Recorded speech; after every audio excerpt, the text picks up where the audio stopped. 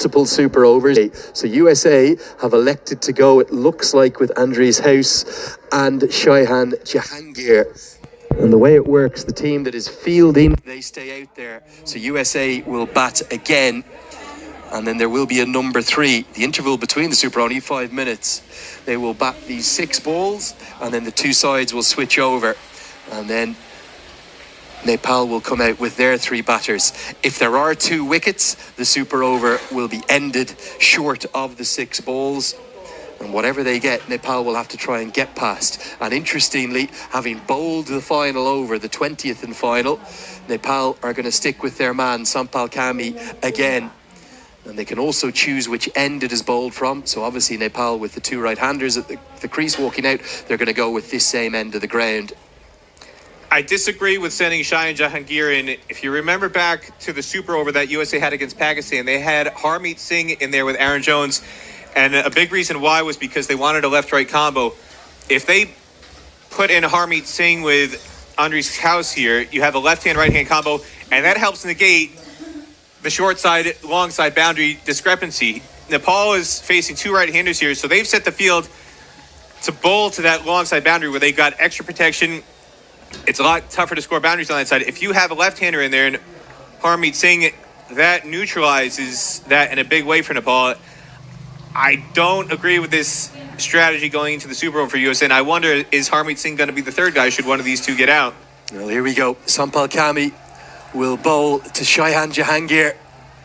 Get those graphics corrected. We've got House on strike in them, but it's a single to start with, as Anil Sad is the fielding. Remarkably, Peter, this isn't the first tie between these 2 sides, and it's not even the first tie between these 2 sides in Texas, because 2 years ago, you and I were both there in June in Pearland at the Moosa Stadium. It was 2-7-4, played 2-7-4. Tonight, that was in an ODI. That ended up as a tie. There was no super over. We're going to have a victor either way, even if it's going to take multiple super overs.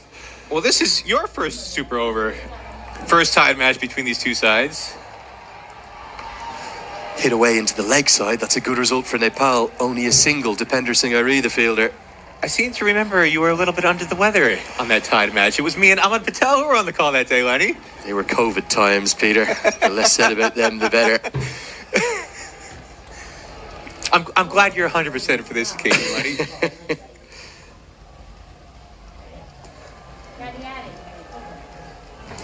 But the fans who are here tonight, they're catching cricket fever in a big way, Lenny. Yeah. I wonder if all those people leaving the Kevin Hart show, they might want an encore in Grand Prairie Stadium. Fill it up. They're loving every second. 2 off, 2 balls. Our graphics just a tiny bit incorrect. Bowls him straight through. And listen to that roar. Sompal is holding his nerve at the death. And Nepal are sensing a win for the ages, pulling it out of the fire. USA in real trouble halfway through this super over. Well, again, I disagree. Well, quite remarkable. What a feast and a treat we've been given here on a Saturday night in Texas. An atmosphere that's quite unforgettable, as Aaron Jones is the one who's chosen to walk to the crease. A chance at redemption for him after what was an LBW decision that he clearly didn't agree with. Well, I said earlier the candles were blown out by Sompal. Is Sompal gonna kick the candles over now? On his 30th birthday, Aaron Jones has 3 balls to work with. And he heaves it into the leg side. Dipender Singh is out there! USA in the super over. They have only 2 on the board. And Sompal is the hero for Nepal. Surely they're going to go 2-0 up in this series now. Well, he didn't just kick the candles over, he stomped on them. Not a birthday to remember for Aaron Jones. Sompal, the party pooper for Aaron Jones and the home side here. What bowling by the veteran. He tried to clear that huge boundary, and again, this is why I feel like they should have had Harmeet Singh in there. Having the right-handers try and clear that huge 82-yard boundary is just asking for trouble. If they get a left-hander in there and Harmeet Singh, I don't think they would have had such a calamity in this super over. What an extraordinary turnaround and turn of events With 6 balls left, USA only needed 7. Sompal Kami's bowled the next 9, including the super over. He's only conceded 8 runs and he's picked up 3 wickets. Exceptional bowling from one of Nepal's very best. And with all those concerns and worries over their death bowling, it feels like Nepal are on the precipice of doing something incredibly special here, beating a fine American side on their home soil in this inaugural Stake Stars and Summits trophy. The super over ends with those 2 wickets. USA have only 2 to defend. Well, and if you recall the super over that USA bowled against Pakistan, Sarbnesh Avolkar bowled it because he had plenty of runs to defend.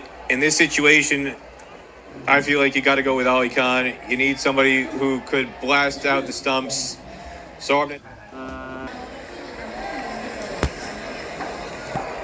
We're going to see if we can bring you those 2 wickets from the super over. Here is the second one of them. Is it rather fitting, Peter, that Dipender Singh Airi it was on the final ball in regulation time who affected the run out? And then he also took the catch. Here's the 2 wickets back to back. That was the first one, a little feather of an outside edge. And then fittingly, Dipender Singh Airi in the deep, doing what he does yet again. Well, he's making a strong play for player of the series here, Lenny. Player of the match yesterday. And he's been a magnet for the ball here at the tail end of this match. Ran in for the run out to end regulation. And now cements the second wicket of the super over with that catch at deep mid wicket again. And Sompal Kami, you can't wipe the smile off his face. Well, Peter, if you know Sompal Kami and Karen Casey, they are thick as thieves. They are the best of pals. They do everything together. And they have been the most remarkable servants for their nation. They very rarely don't have a smile on their face, and at times they've come in for a lot of criticism from the Nepal fans because they have had their problems at the death. But against a much vaunted USA side, we heard Rohit Paudel talk at the toss about this is an American team that have beaten Pakistan, that have beaten Bangladesh. They're acutely aware of how good USA are, but here on American soil, albeit with very much a Nepali feel, with the exceptional numbers of Nepal fans that have turned out to support their heroes, they're right on the brink of doing something very special. Because USA, well, they look run ragged, don't they? They look like they're defeated before they even walk out for this second half of the super over.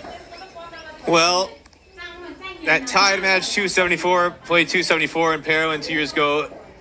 That was a losing tie in the eyes of a lot of USA fans. They really bungled the tail end of that match. There was a double century stand between Stephen Taylor and Monak Patel in that game, and then nobody really remembers it because they really goofed up at the tail end of the chase. And again here, it was essentially a losing tie. USA was in command heading into the final over. They only needed 7 runs to win off 6 balls.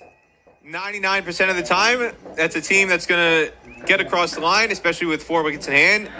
And yet, they couldn't do it. You'd call that a losing tie heading into the Super Over for USA. They were in the far more dominant position at the tail end of that chase. And here we go, having scored only 2 runs off this first half of the Super Over. They've really shot themselves in the foot in a big way, and it's going to need Ali Khan to spear the ball into the feet of the Nepal batters. But they're not going with him. They're going to go with Sarbnesh Avolkar again. I don't know if I agree with this. I feel like Sarbnesh Avolkar bowled the super over against Pakistan because in that situation he was better suited to it. In this situation, you need somebody who's going to explode the stumps with raw pace. And I think Ali Khan is the guy to do that. USA management obviously feels differently.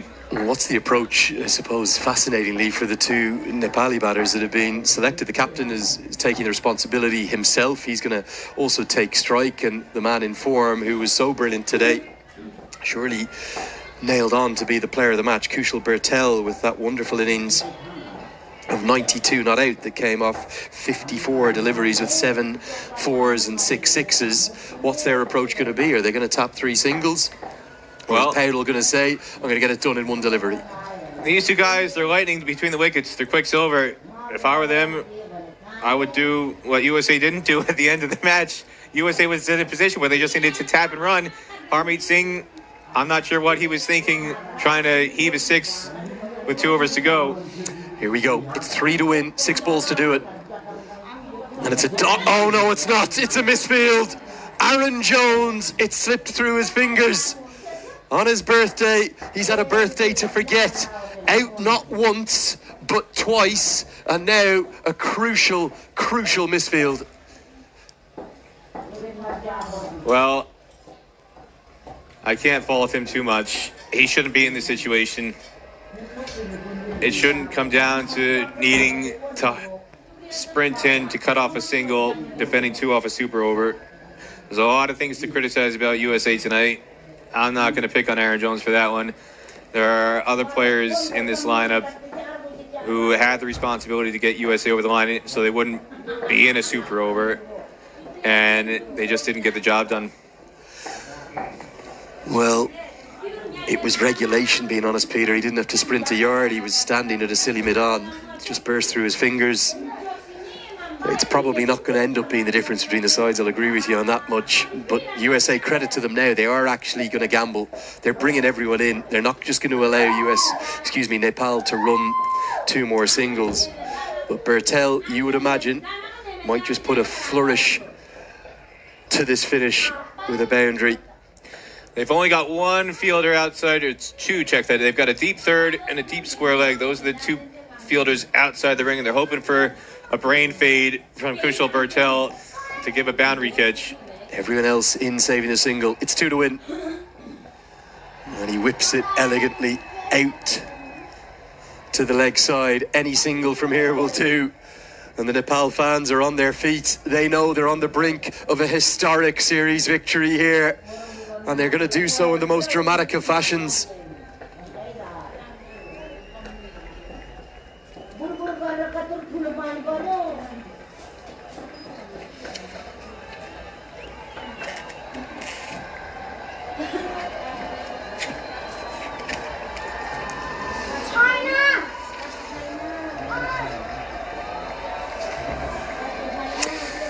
Here we go. Just 1 to win, 4 balls to do it. No is the call.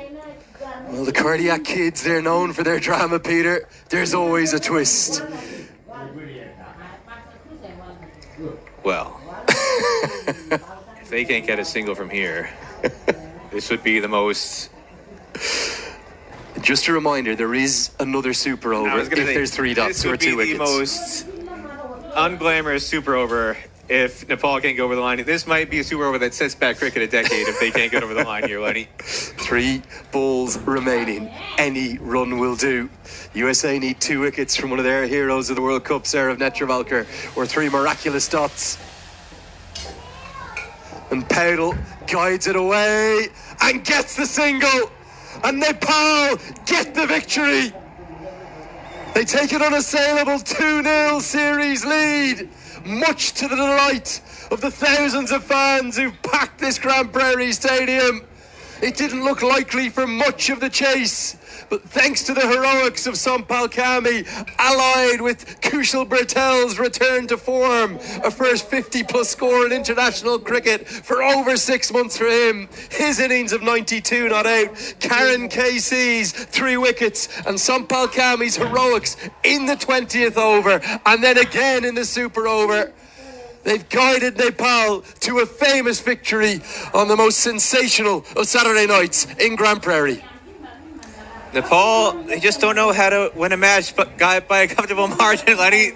They always take it down to the final ball, the final run. In this case, the final extra over, if you will, super over. Rohit Powdell and Kushal Bertel walk off with smiles on their faces. USA, on the other hand, they're going to be going into the locker room wondering what on earth just happened. This is almost, in some way, shades of what happened in the Netherlands, where they had winning positions and then inexplicably shot themselves in the foot on numerous occasions and just froze, couldn't get across the line. And Andries House in particular, Peter, he looks shell-shocked, doesn't he?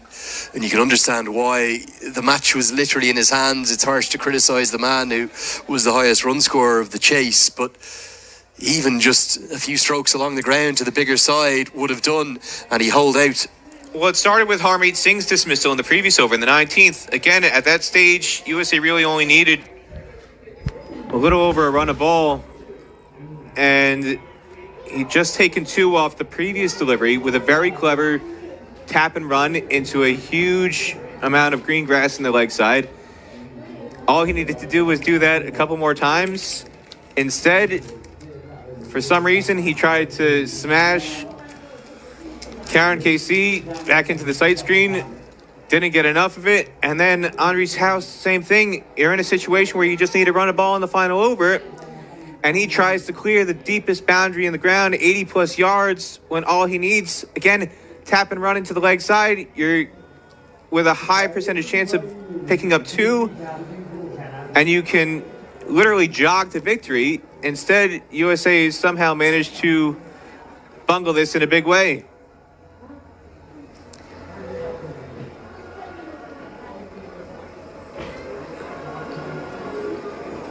Meanwhile, the Nepal fans, they're not complaining.